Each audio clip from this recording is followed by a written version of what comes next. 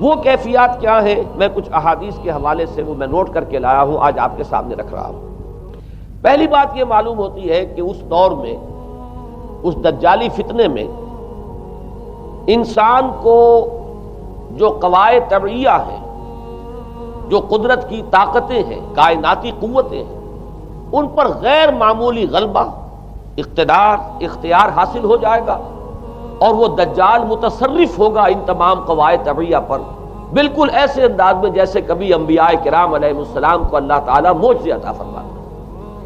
وہ معجزے کہ جو اللہ تعالیٰ کے فضل و کرم سے اللہ کے رسولوں کو عطا ہوئے ہیں، گویا کہ وہ سب کی سب کیفیات ہیں کہ جو دجال کے بارے میں قرآن مجید یا احادیث نبویہ میں وارد ہوئی۔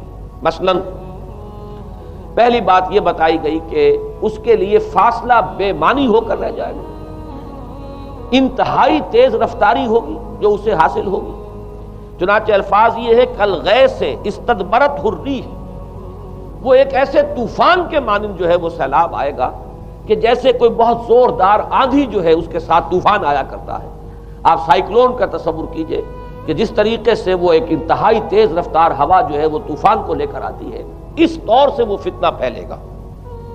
ایک اور حدیث میں الفاظ ہے فَلَا تَدَعُ قَرْيَةً إِلَّا حَبِطَتْهَا فِي 40 لَيْلَةً، یہ مسلم شریف کی روایت ہے حضرت نواس بن سمعان رضی اللہ تعالیٰ عنہ۔ کوئی قریہ تک نہیں چھوڑے گا دنیا کی کوئی آبادی چھوٹی سے چھوٹی جس میں وہ نہیں پہنچ جائے گا 40 دن کے اندر اندر۔ یہ اس کی تیز رفتاری کا عالم ہوگا، گویا کہ میں تعبیر کر رہا ہوں اسے ان الفاظ سے کہ فاصلہ بے معنی ہو کر رہ جائے۔ اسی کے ضمن میں بعض اور روایات آئی ہیں۔ سواری جو ہے اس دجال کی، اس کو گدھے سے تعبیر کیا گیا ہے، اس لیے کہ ظاہر بات ہے اس دور میں اور کسی شے کا اگر تذکرہ کیا جاتا، ہوائی جہاز کا یا راکٹس کا، تو وہ تو لوگوں کی سمجھ میں نہ آتا، اور پہلے انہیں ساری سائنس پڑھانی پڑتی تب وہ الفاظ استعمال کرتے، لہذا وہ اس کا خچر، اس کا جس پر سواری ہوتی ہے۔ لیکن اس کی تیز رفتاری کے لیے الفاظ آئے ہیں کہ اس کا ایک قدم اگر مکے میں ہوگا تو دوسرا قدم شام میں جا کر پڑے، اور الفاظ یہ آئے ہیں کہ اس کے دونوں کانوں کے درمیان فاصلہ جو ہے وہ 40 باع کا یعنی 80 ہاتھ کا ہوگا۔ بلکہ حضرت علی رضی اللہ تعالیٰ عنہ کے خطبے میں جو اس کا بیان ہوا ہے کہ اس کا ایک کان جو ہے وہ 30 ہاتھ لمبا کان ہوگا اس کا۔ ابھی ذرا یہ صرف احادیث آپ سنتے جائیے، پھر اس کے بارے میں ان سب کو جوڑ کر جو ہمیں نتیجہ نکالنا ہے اس پر گفتگو بعد میں ہوگی۔